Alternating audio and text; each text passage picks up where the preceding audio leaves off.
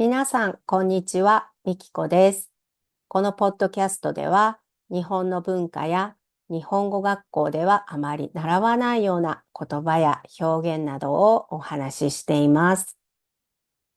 日本人が日本語で話していますので、リスニングの練習にも使ってくださいね。いいねやチャンネル登録で応援してくれると嬉しいです。さて、今日は日本語学習におすすめの YouTube チャンネルを紹介したいと思います。このポッドキャストを聞いてくれている人たちは、もうすでにいろんなチャンネルを見て勉強していると思います。もしかしたら知っているチャンネルもあるかもしれません。はい。まずは日本語学習に役立つチャンネルを紹介したいと思います。それから次に外国人目線で日本について語ってくれているチャンネルを紹介して、最後に日本人の私が勉強になると思って見ているチャンネルを紹介したいと思います。まず私の一押しの日本語学習者向け YouTube チャンネルは Learn Japanese with 田中さんです。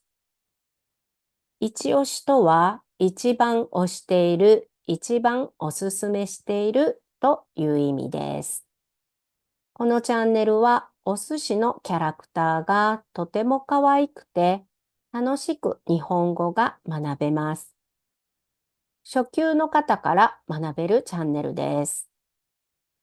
私がこのチャンネルを知ったきっかけは、学生たちの漢字学習を楽しいものにしてあげたいと思っていろいろ探していた時に見つけたのがこの田中さんのチャンネルでした。外国人の多くの人は漢字は難しいというイメージを持っていると思います。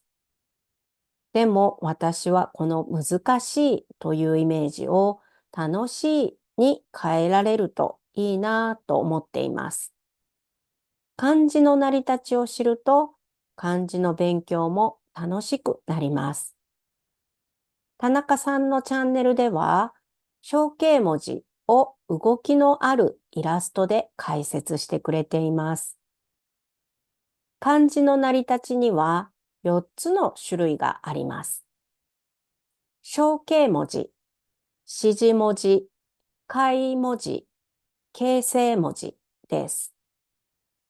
今日は YouTube チャンネルの紹介なので、ここでは詳しく話しませんが、漢字の成り立ちについて興味があったらお話ししたいと思いますので、興味があったらコメントで教えてくださいね。さて、話がそれてしまいましたが、田中さんのチャンネルは漢字から入ったんですが、実際にいろいろ動画を見ると、私が大好きなオノマトペのシリーズの動画も作られていました。そしてなんとオノマトペの本も出版されているんです。後で説明欄にリンクを貼っておきますね。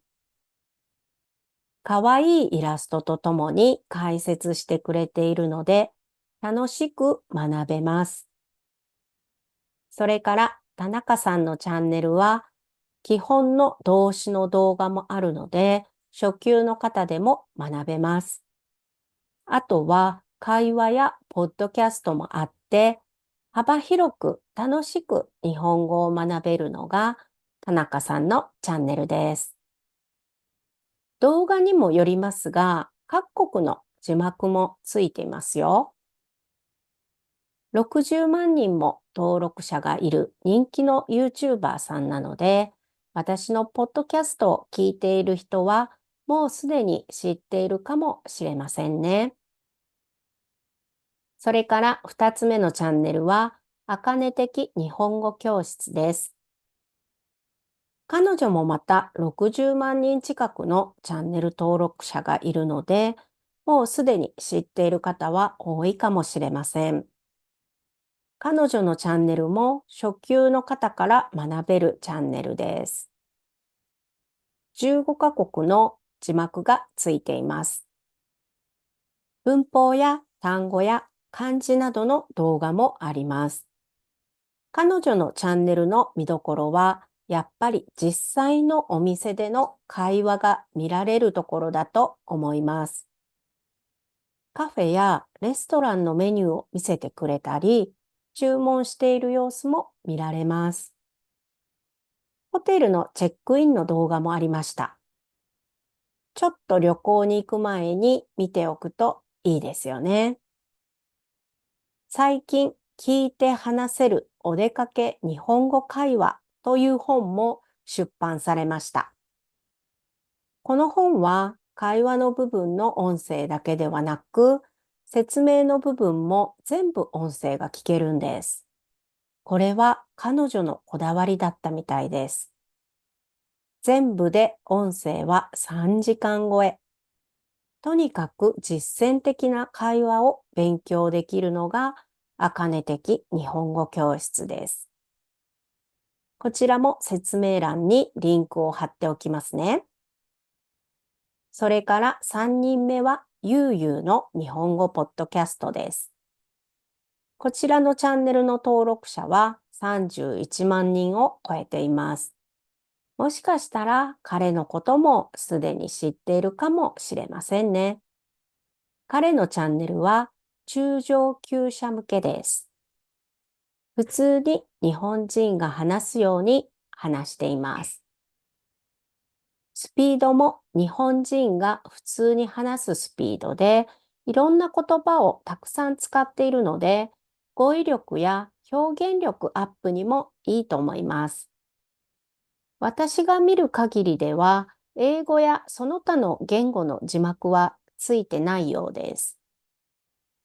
私は彼の企画がすごく好きで見ています。日本の伝統芸の落語をやっていたり、日本語教師との対談もされています。あと、私もやりたいなと思っていることの一つの朗読もされています。私は本を読むのが結構好きなので、皆さんに日本の小説を紹介したいなと思いつつも、今は不慣れな YouTube に慣れることに必死なので、もう少し時間がかかりそうです。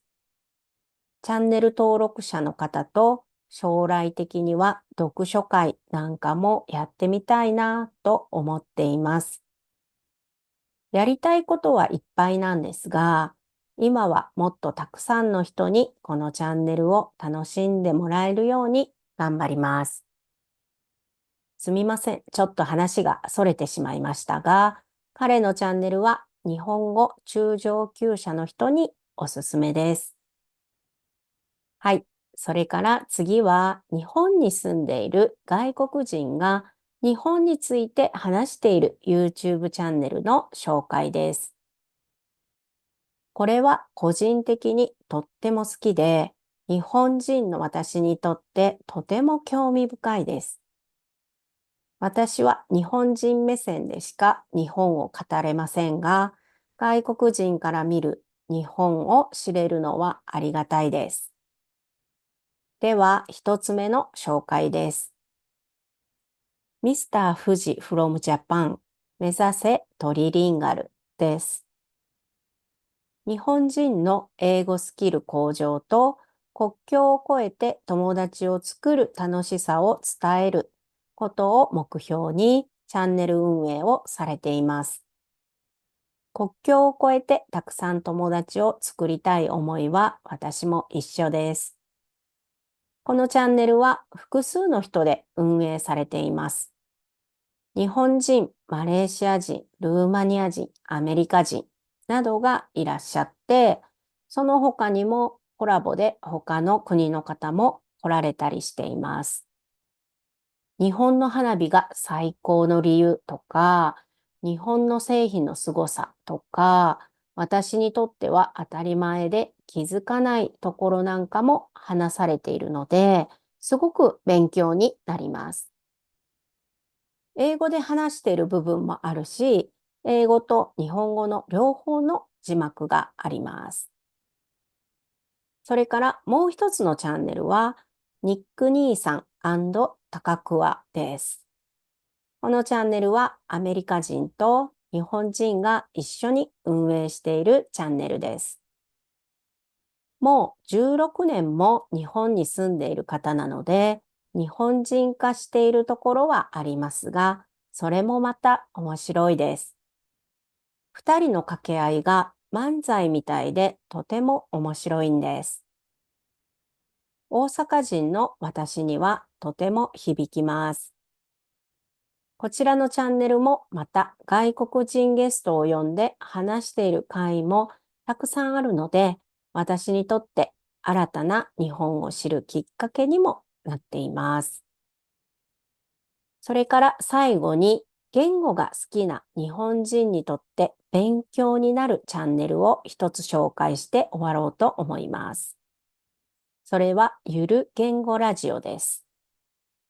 言語オタクの水野さんと言語学素人の堀本さんの掛け合いがとっても面白いです。そんな面白い中にも学びの要素がたくさん詰まっています。日本人に向けたチャンネルで外国語の字幕もないので難しいかもしれませんが、日本語のもっと深い部分を学びたい人にはおすすめのチャンネルです。オノマトペシリーズもあります。日本人に向けての話なので、もっと深い部分に触れています。例えば、ピカピカに磨くとは言うけど、キラキラに磨くとは言わないけど、それはなぜ？これを意味的な違いではなくて、質的な違いを教えてくれています。キラキラは様態を表して、ピカピカは結果を表すそうです。こういうちょっと踏み込んだ話をしてくれるのが、このゆる言語ラジオです。難しい話なので、ここで詳しくは話しませんが、内容が気になる方は説明欄にリンクを貼っておくので、見てみてくださいね。はい。ということで、今日は日本語学習者におすすめの YouTube チャンネルを紹介しました。皆さんの日本語学習がより楽しいものになると嬉しいです。